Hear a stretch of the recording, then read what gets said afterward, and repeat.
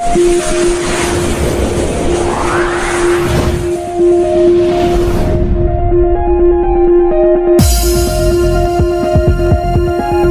ललितपुर लोकसभा क्षेत्र के इंडिया गठबंधन प्रत्याशी प्रदीप जैन के समर्थन में जनसंपर्क करने झांसी आए पूर्व केंद्रीय मंत्री कांग्रेस के प्रवक्ता अरुण यादव ने कहा कि भाजपा ने बुंदेलखंड वासियों और देश विदेश की जनता को ठगा है।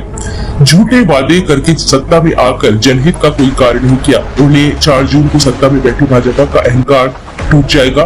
ऐसे जनप्रतिनिधि चुनकर आएंगे जो जनता की सुनेंगे और समस्याओं का निस्तारण करेंगे। उन्होंने कहा कि इंडिया गठबंधन सत्ता में आए तो हर बेरोजगार महिला पुरुष को 1 लाख रुपया सालाना देंगे, बेरोजगारों को नौकरी देंगे। उन्होंने प्रधानमंत्री के मंगलसूत्र की रक्षा के बयान पर कहा कि जो अपनी पत्नी के मंगलसूत्र का महत्व नहीं समझता है वह महिलाओं की सुरक्षा, उनके मंगलसूत्र की सुरक्षा कैसे कराएंगे। उन्होंने कहा कि इंडिया गठबंधन सरकार में आते ही जनगणना कराएंगे, SC, ST, OBC सभी को सम्मान दिलाएंगे। वहीं समाजवादी पार्टी के पूर्व सांसद डॉक्टर चंद्रपाल सिंह यादव ने मुख्यमंत्री के टॉप गोली पाकिस्तान की पैंट गीली होने वाले सवाल पर कहा कि भाजपा झूठ बोलती है। झांसी में अब तक टॉप गोली कहां बनी। उन्होंने कहा कि आज तक एक पटाखा तो बना नहीं, अगर पटाखा बनता तो दीपावली पर जलाते। वहीं उन्होंने कहा कि बीड़ा के नाम पर किसानों की जमीनों के कम पैसे देकर अधिग्रहण कर लिए। उन्होंने कहा कि भाजपा हमेशा हिंदू मुस्लिम के नाम पर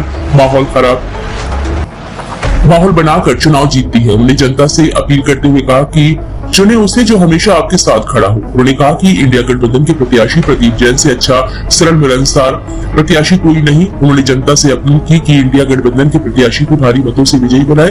वहीं इंडिया गठबंधन के प्रत्याशी प्रदीप जैन ने कहा कि झांसी में पहली बार इतना बड़ा भीषण अग्निकांड हुआ जिससे व्यापारियों का हाल बुरा है। उनके घरों के चूल्हे बंद हो गए हैं, इसके बावजूद उन्हें कोई बड़ा नेता सांत्वना देने नहीं पहुंचा। वहीं उन्होंने कहा कि इंडिया गठबंधन के एक कार्यकर्ता संकल्पित है कि देश में इंडिया गठबंधन की सरकार बनाएंगे। इसके बाद प्रदीप जैन बीकेडी चौराहे स्थित हॉकी के जादूगर दत्ता ध्यानचंद की प्रतिमा पर पहुंचे, जहां प्रतिमा से गायब हुई हॉकी को लेकर काफी निराशा जाहिर करते हुए कहा कि जब प्रशासन महापुरुषों की प्रतिमाओं की सुरक्षा नहीं कर सकता तो प्रतिमाएं लगाता क्यों है। उन्होंने सिटी मजिस्ट्रेट से फोन पर वार्ता करते हुए प्रतिमा पर हॉकी लगवाए जाने और ऐसा कृत्य हॉकी निकालने और प्रतिमा को क्षतिग्रस्त करने वाले के खिलाफ कार्रवाई करने की मांग की है।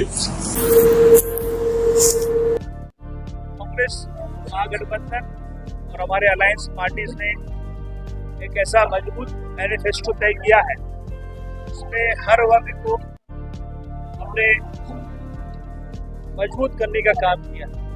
कांग्रेस पार्टी ने देश को गारंटी दी है जिसमें हमारा आदिवासी भाई हो, दलित भाई हो, किसान भाई हो, बेरोजगार नौजवान हो, हमारी बहनें हो, हमारे बुजुर्ग हो, सबको देश में एक साथ आगे बढ़ने प्रगति करने का एक मजबूत मैनिफेस्टो हम लोग लेकर आए हैं। इसके माध्यम से हम देश की जनता की पुनः सेवा करना कांग्रेस पार्टी चाहती है। उसी संदर्भ में समूचे लोकसभा क्षेत्र के पूरे देश भर में हम लोग प्रेस कॉन्फ्रेंस कर रहे हैं और मैनिफेस्टो हमारा है उसके बारे में प्रेस के साथियों से जनता से चर्चा कर रहे हैं। जैसा कि इस तरीके की आपकी पार्टी झांसी की अगर आप बात करेंगे तो प्रदीप जैन और हमारे सपा के हमारे भाई वरिष्ठ नेता चंद्रपाल जी मेरे बगल में बाजू बैठे हैं। अलायंस पार्टनर्स सपा और कांग्रेस मिलकर उत्तर प्रदेश में चुनाव लड़ रही है और बहुत मजबूत स्थिति में हम लोग हैं। जो चर्चा हो रही है नेताओं से भी कार्यकर्ताओं से भी, हम झांसी तो जीतेंगे ही और उत्तर प्रदेश में भी 40 से अधिक सीटें अलायंस पार्टनर सपा की और कांग्रेस की हम लोग उत्तर प्रदेश में लेकर आएंगे और एक मजबूत सरकार बनाएंगे। आप 400 पार का नारा याद करिए, शुरू हुआ था जब मोदी जी ने कहा था। अब 400 का पार भैंस पे आ गया है। आपने देखा होगा, आप भाजपा का कोई नेता अभिनेता प्रधानमंत्री का भाषण कल का सुन लीजिए, आप परसों का सुन लीजिए। अब 400 का पार का नारा भाजपा नहीं दे रही क्योंकि उनको पता है कि उनकी स्थिति खराब है, वो 200 तक भी नहीं पहुंच पाएंगे। आज क्या है कि जनता आपको चुनेगी, आपकी पार्टी को चुनेगी। जनता हमको इसलिए चुनेगी कि हमने एक मजबूत गठबंधन बनाया है, गठबंधन हमारा मजबूत है और हम तो जनता के माध्यम से मोदी से पूछना चाहते हैं कि जब आप सत्ता में आए थे आपने जो वादे किए एक भी पूरा किया क्या आपने? पहले तो मोदी जी बताएं हमको कि हमारे 15 लाख रुपए कहाँ हैं? आपको 15 लाख मिले क्या आपके खाते में? आपको मिले क्या? हम मोदी से पूछना चाहते हैं कि आपने हर साल 2 करोड़ बेरोजगारों को नौकरी देने का वादा किया था, झांसी में किसी को मिली है क्या? इस झांसी में तो बीएचईएल का प्लांट है जो हमने शुरू किया था जब मैं मंत्री था, उस प्लांट में भी लोकल लोगों को नौकरी नहीं मिल रही है। आपके इसी झांसी के, आपके इसी बुंदेलखंड के हमारा नौजवान अब पलायन करके दूसरे क्षेत्रों में जाकर नौकरी कर रहा है। कहाँ है मोदी जी? आपने वादा किया था, और गिनाने जाएंगे तो लंबी लिस्ट से आपको मैं गिना सकता हूँ, पर मूल बातें मैंने कही। बेरोजगार नौजवान के लिए क्या किया आपने, काला धन के बारे में आपने क्या कहा, और तो बीएचईएल का प्लांट है जो हमने शुरू किया था जब मैं मंत्री था, उस प्लांट में भी लोकल लोगों को नौकरी नहीं मिल रही है। आपके इसी झांसी के, आपके इसी बुंदेलखंड के हमारा नौजवान अब पलायन करके दूसरे क्षेत्रों में जाकर नौकरी कर रहा है। कहाँ है मोदी जी? आपने वादा किया था, और गिनाने जाएंगे तो लंबी लिस्ट से आपको मैं गिना सकता हूँ, पर मूल बातें मैंने कही। बेरोजगार नौजवान के लिए क्या किया आपने, काला धन के बारे में आपने क्या कहा, और अन्य जो आपने चर्चा देश से की थी उसका क्या हुआ, नोटबंदी का क्या हुआ?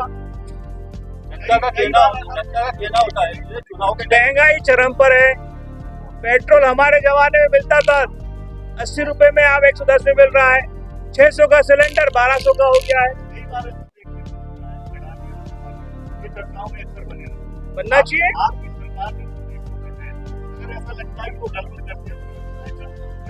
भाई अडानी अंबानी का नाम तो नरेंद्र मोदी जी ने परसों लिया था, उन्होंने कहा टेम्पो भर के पैसे हमको मिले हैं, तो जांच क्यों नहीं हो रही है? सीबीआई सीडी वहां क्यों नहीं जाती है? उनके यहाँ छापे क्यों नहीं पड़ते हैं? कहाँ पर? अगर उन्हें गलत काम किया तो जरूर करेंगे, नहीं करेंगे।